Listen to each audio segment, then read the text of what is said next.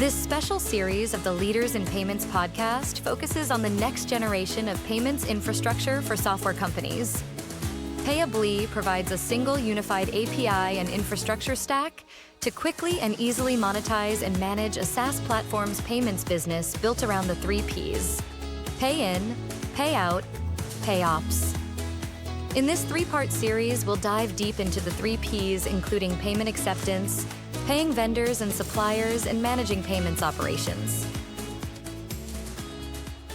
Payments aren't just about accepting and issuing transactions. They're about efficiency, control, and scalability. In this episode, we're diving into the often overlooked world of payment operations and how streamlining your back office can unlock new revenue opportunities.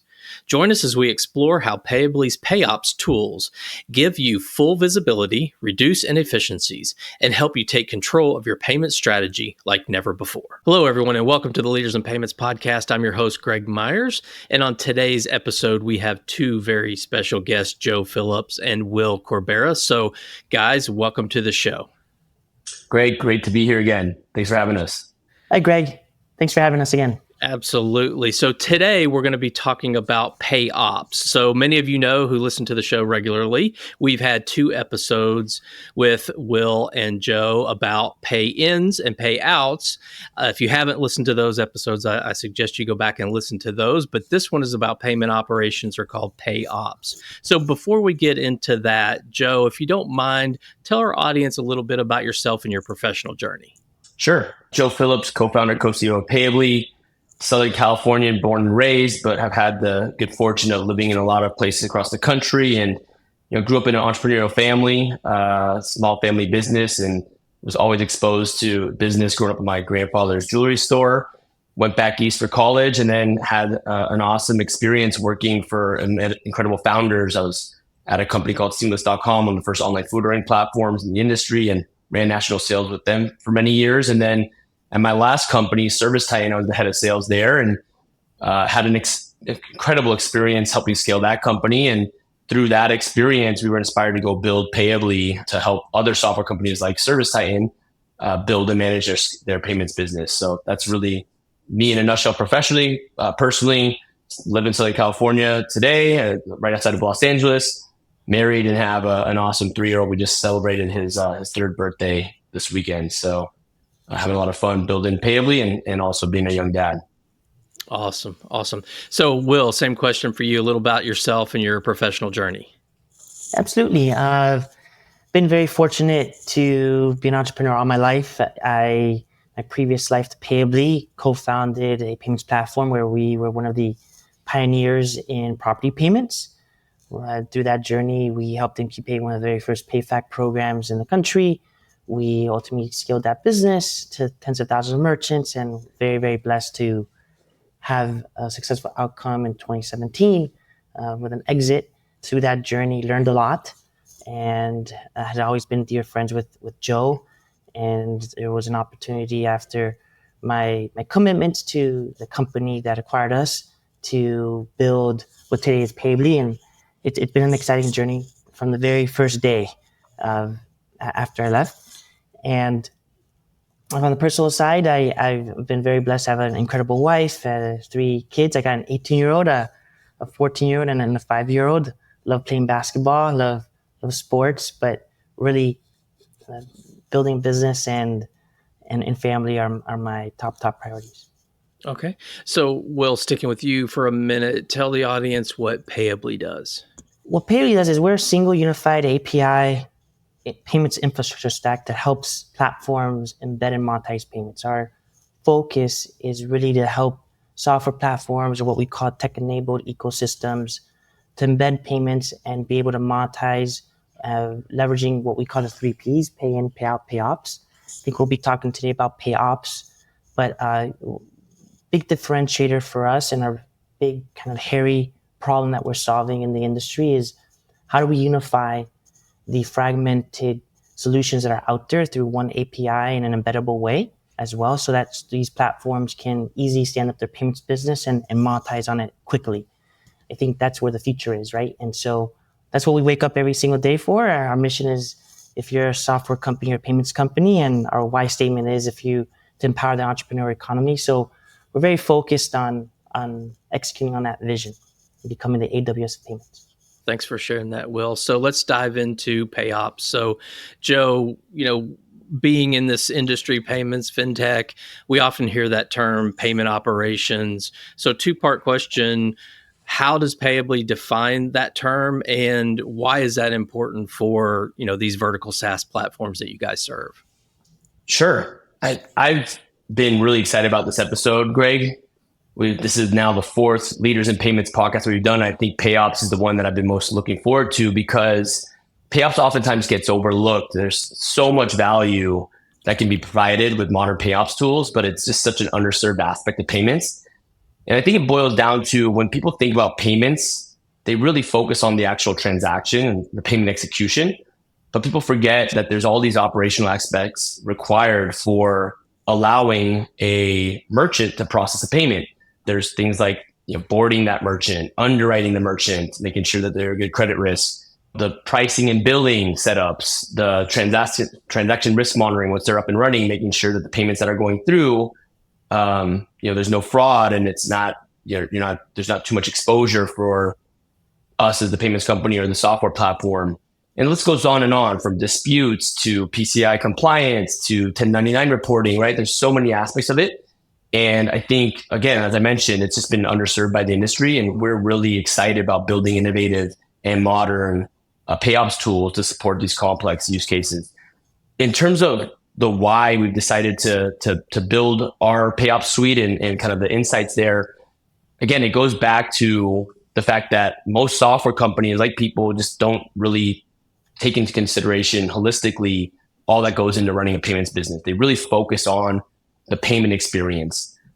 And historically, the payments provider are the ones that PayOps squarely lives within them. And the insight that Will and I had early on is that the PayOps there's a disproportionate impact on customer experience there. A transaction can go through at the point of sale, and that's great. But if a merchant has a hard time getting boarded, or a transaction comes in that's much larger than their average ticket and it gets held for an excessive amount of time, it can just really create a lot of havoc for the software company. And we saw this world where software was becoming the modern distribution for payment processing. And if they were going to really build the payments business and really own the payments business, they were going to really want to have more say into the payment operations. So at a minimum, we've built API first pay operations tools that allows our software companies to have a seat at the table and really designing and influencing what the boarding experience looks like, what the underwriting and risk looks like, right? Certainly we have the final say there, but we take their feedback into consideration and allow them to help us design specific programs for that specific vertical. We think that our software partners know their merchants better than anybody.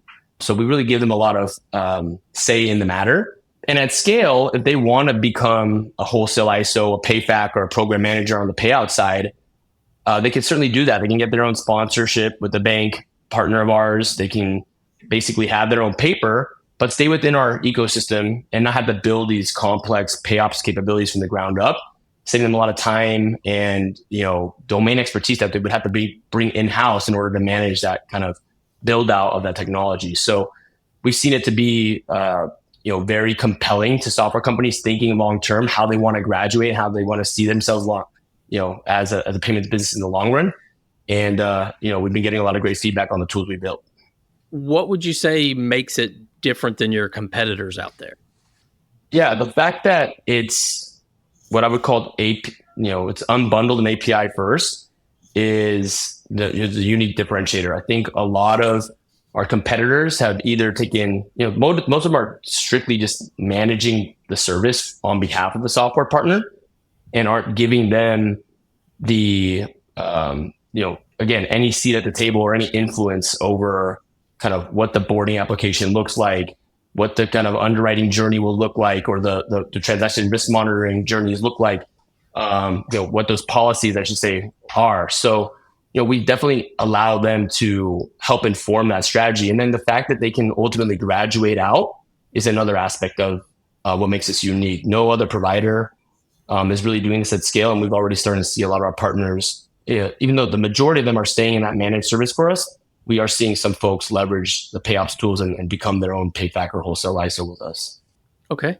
So, Will, over to you. And just like we've done in the past episodes, let's take a deep dive as we did with the pay-ins and payouts. So let's take a deep dive into the payment or pay ops. What are the core capabilities of the product, and how does that solve or help serve the needs of your customers? Yeah, absolutely. I think if you're a platform and you're trying to monetize on payments, right? The first order of business is how do I onboard my merchants and facilitate them with payment services? So really empowering them with a robust onboarding engine where they have influence or control over what are the data points on that business that we're going to capture, the KYC, KYB info, the different services that are going to be selected or enabled or disabled, right? Control over pricing and billing, various capabilities related to that, like what's the boarding process, what's the e-sign, if there's going to be any PDF mapping, if we're collecting any kind of due diligence forms alongside that boarding process, right? Where the funds are going to be deposited into, fees are going to be withdrawn from.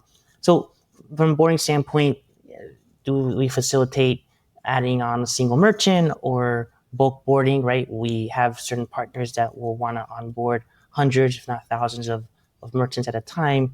So boarding is a really big part of that, right? And when we build products, right, it's always API first, but the considerations that we're always thinking through very intentionally about is how it impacts our web portal, at the same time, an embedded component in our creator tools. So a lot of our capabilities from a boarding standpoint not only are API driven, but they're also embeddable in an online boarding experience. So partners have the ability to push data via API, or they can leverage our out-of-the-box boarding link, or they can leverage a mix of both, right?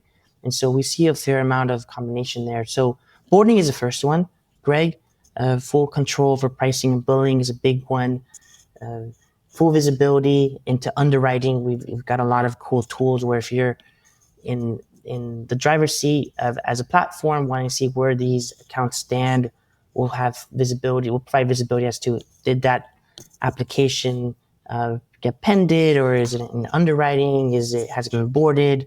Is it for some reason in the manual review? So we're investing a lot of resources into enhancing and continuing to build out that process so that our partners have full visibility into where their merchants are in the applications process or / underwriting process until them going live, and they can start monetizing on that money flow, right?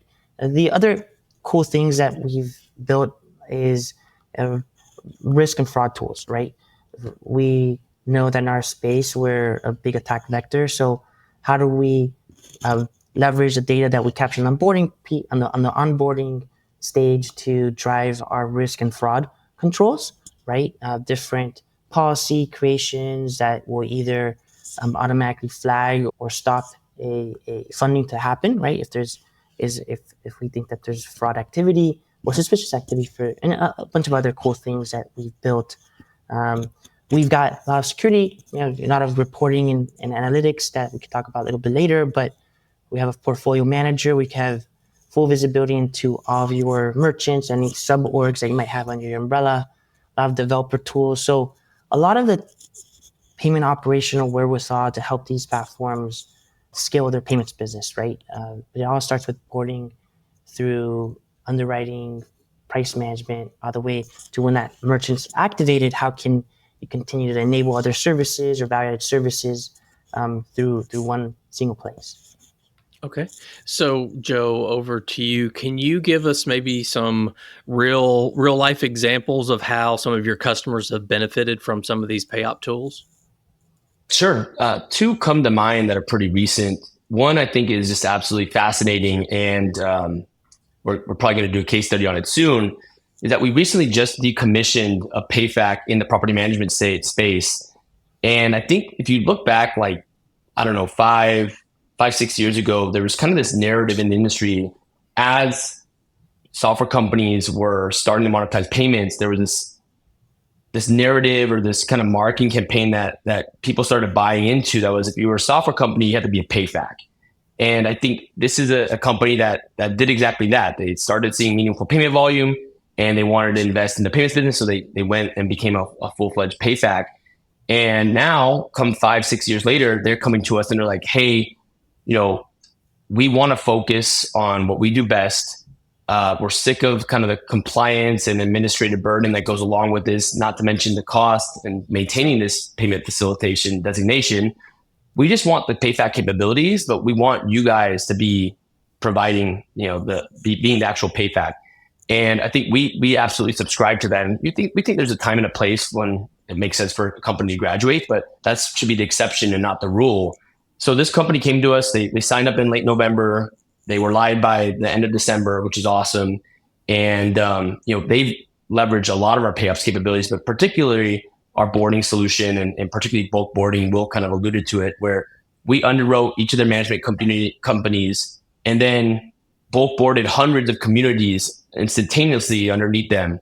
And we did that very frictionlessly. But at the same time, some of the nuance there is that each of these associations have very kind of complex fee schedules. They're charging different service fees with a percentage and a dollar amount. They have different minimums on the ACH side. A lot of them will absorb the pricing for ACH. And, there's just all these nuance in terms of their pricing. So using our configuration profiles tools, we were able to automate the setup of all these complex fee schedules pretty much automatically for them, and just saved us a lot of kind of manual headache, and something that not a lot of companies could do out the bat. The other example that comes to mind is we recently signed at the end of the year a top regional bank, very well-known brand, kind of household name in the country.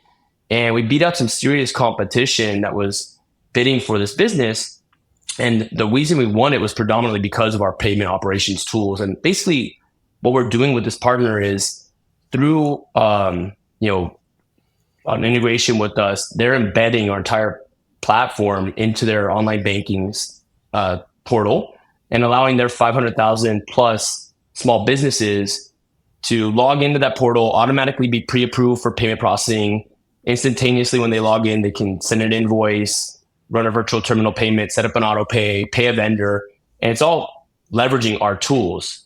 And they were able to do this, and why they were excited about working with us is because we integrated to their rails, they embedded our platform into their portal, and because of our payoff solutions, they control all underwriting, they control all the pricing and billing.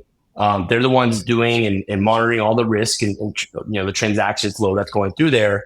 And it's just been a huge value add to them to be able to offer their merchants this kind of modern payments. Effectively, what they're doing is becoming their own Square and offering their customers their own Square. And without our payoff suite, they wouldn't be able to do that. Okay. So Will, back over to you. Let's talk a little more about the product, maybe peel the onion back a little bit. Let's talk about how you guys have customers who are benefiting from your compliance, risk management, fraud prevention, maybe from that angle. For starters, here at Payabli, we've got a dual mandate. I think we may have spoken about in one of our prior sessions where our top priorities are security and reliability. And so we invest heavily in our platform. And since we're an embedded payments provider, we naturally think of how to help secure our platform partners. From a compliance standpoint, we're PCI level 1, we're SOC 2 type 1 compliant. From an integration standpoint, since a lot of our partners will leverage our embedded components, we're always investing heavily in how to make sure that we are reducing or minimizing the PCI compliance exposure that they have, because it's a big investment on anybody's hands, and most, if not all of our partners want to minimize that investment and offload that to us, right? And so from an integration standpoint, we work very, very closely with them to prevent also risk and suspicious activity. So through our risk engine, we've got various policies and rules that you can build out with a lot of conditional statements that, based on the running context of that transaction or activity of that merchant, will either alert us or flag or block certain activity from that specific merchant. So heavily investing in there with a lot of cool tools. I think Joe just mentioned it. We, not only on risk and fraud prevention, but across all of our PayOps suite of products, we have configuration profiles behind the scenes, which is pretty neat because it allows us to cascade a lot of these rules or conditions across multiple merchants in bulk. So it facilitates the management and the operational wherewithal of our platforms and ourselves to mitigate against risk and fraud, but also on the other services and payoffs. Will, what advanced risk and fraud tools do you guys offer your software platforms? We have a spectrum of influence when it comes to managing risk at Payabli. We perform the managed service where we give our partners a seat at the table and helping establish their fraud controls, and they help and we help inform them on different industry standards, and we ultimately determine a specific risk profile or policy, right, for their set of merchants or individual merchants, right, depending on the sizing. If the partner is a full-blown Payfac or acquiring bank, they can have complete control of these tools and they can customize their own policies, right? So long as, of course, in line with the sponsor bank network and any regulatory requirements. We give them a lot of advanced risk tools and reporting where they could flag and block or hold transactions, block IP addresses. We do a lot of things in the background where we will detect geolocation or different proxies or other threats that kind of at the surface level of a transaction are hard to detect, right? So leveraging a lot of those tools is for us is how do we make sure that we protect not only Payabli but also our partners, right? Since they're reliant on us. Okay, so one final question for you, Will. What trends do you see that are shaping the future of your PayOps product? Well, certainly AI, right?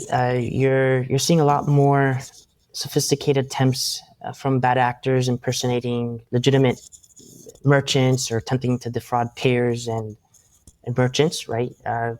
We're investing a lot in those AI tools to combat these bad guys. For example, we're evaluating ways to summarize underwriting cases with AI to make it easier for underwriters to access risk signals that matter most, rather than reading through every single flag, right? It's very onerous sometimes when you got a lot of volume, but how do we leverage those tools to give them the overall risk analytics to find trends, and that might be faster than kind of the human eye can do.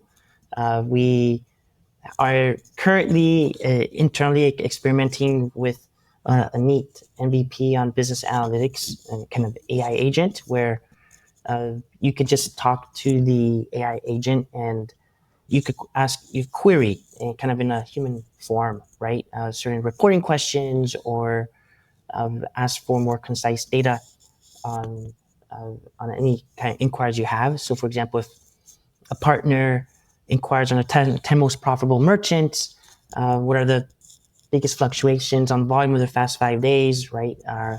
Main reasons for ACH returns in the portfolio type of thing. Provide kind of more intelligent, immediate answers versus just kind of exporting data and you having to sift through that information. Part of our mission is easily embed and monetize payments, right? So continue to invest in embedded tools. Our creator tool, which we think is very neat and huge differentiator. We intend to have dispute management component, risk reporting component, manage your PCI surveys in an embedded way, things like that, right? Also, on the payout side of things, risk is huge as well because once that money leaves the merchant's bank account, right, it's very hard to recover. So how do we make sure that when we're sending money to a specific supplier or vendor that we are very, very sure that it's that specific recipient that was originally intended to receive those funds, right? So a lot of investment there is happening. Okay. So, Joe, over to you for one final question. If a software business is struggling with payment inefficiencies, what's the first step they should take to optimize their, software performance or their operations? I think It sounds simple, but if you're gonna subscribe to, I'm a software company, so I'm a payments company. It's really to put your shoes in the payments company and think like a payments business. We see this take many different forms. A simple one is with pricing. I think a lot of our partners will come to us and say, "Hey, we want to offer really low pricing, discounted pricing to beat out Stripe or beat out whatever kind of ISOs have, a stronghold in that vertical." And they're missing the point where they're building a fully embedded integrated experience that has a lot of value. And oftentimes, if you do it the right way, you should be able to charge a premium for that. I think the same goes along with having these software companies really trying to understand the compliance and risk requirements that are mandated by the sponsor banks, networks, and regulators. So when these platforms understand these considerations, then they can partner with their platform like a Payabli and really try and customize that experience as much as possible. The reality is, unless you're working with a modern payment infrastructure partner like Payabli, you have very little control over the payment operations. But if you understand kind of the landscape and you have a modern provider like Payabli, then we can be very collaborative in understanding your merchant profile, learning from you as a software partner, and tailoring kind of the boarding, the underwriting, the risk management to make the most frictionless experience while protecting the software partner, the merchant, and Payabli, and not running afoul of any kind of regulatory requirements.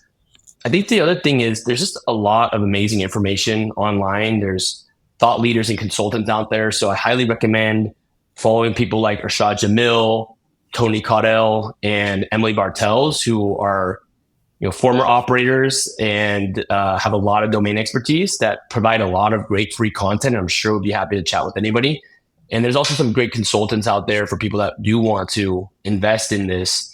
Fintech Fraction is great. Utopia is great. FinServe Advisors is another one that we've worked with in the past. That they really have a ton of domain expertise.